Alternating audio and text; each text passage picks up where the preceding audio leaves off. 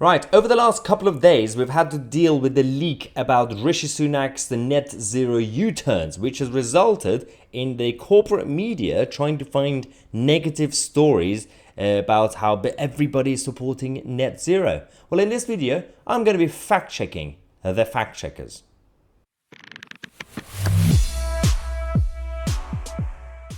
Hello everybody, welcome to Tousi TV. This is about the BBC and everybody else who've been following the BBC over the last day or so.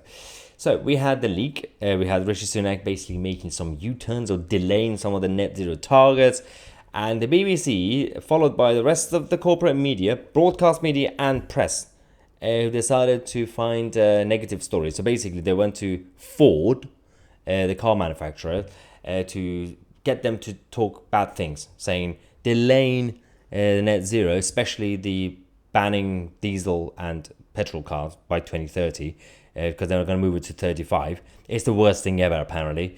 So they got Ford to speak on behalf of the whole of the car industry, right? So BBC headline said, warning, petrol ban delay may hit electric car sales, according to basically Ford. But they didn't say Ford, they just said car manufacturing leaders. Then we discovered they were talking about Ford.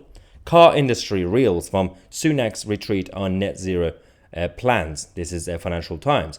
Then when you read the actual details, they're talking about Ford again. This is Independent. Ford leads furious business backlash to Sunak's plan to row back on net zero pledges. Interesting. Everybody, apparently the whole car industry is united against this U-turn. Ford says any delay on government petrol car ban risks the electric vehicle transition. Then I ask myself, all these stories that technically says the manufacturing industry, they all have Ford in them.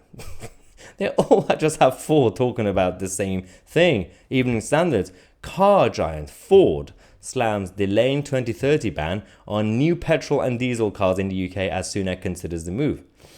Then I did some digging and I discovered it's not really every single car manufacturer.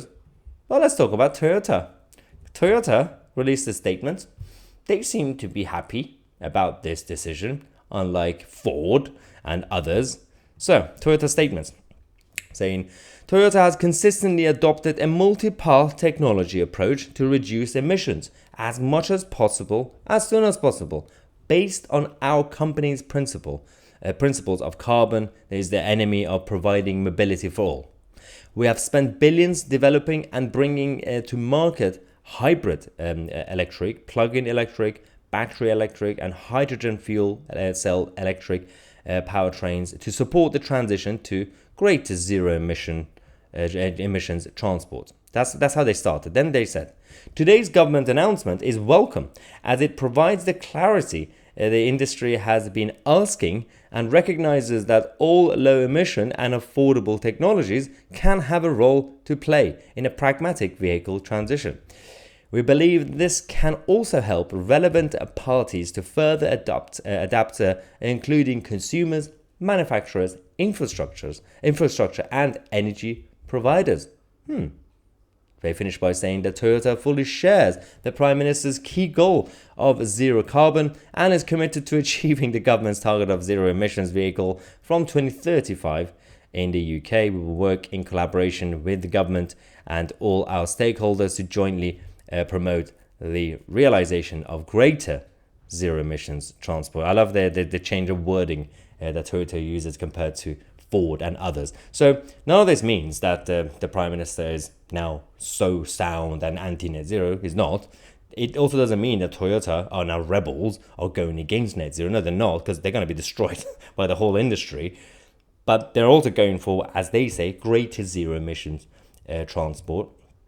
But the idea is that they say Ford have been briefing the papers and the media, pretending to be the representative of every single car manufacturer. It's not. The reality is some companies are in favor and some companies are against. And this video that I'm doing is simply just to point out that it's not really unilateral. There are differences. So this video is not really about supporting net zero or they're changing the target, because it's still stupid. And the whole thing is stupid. But it's about how the media, the way they report the news. It's all about controlling the narrative, and I do not fall for that nonsense.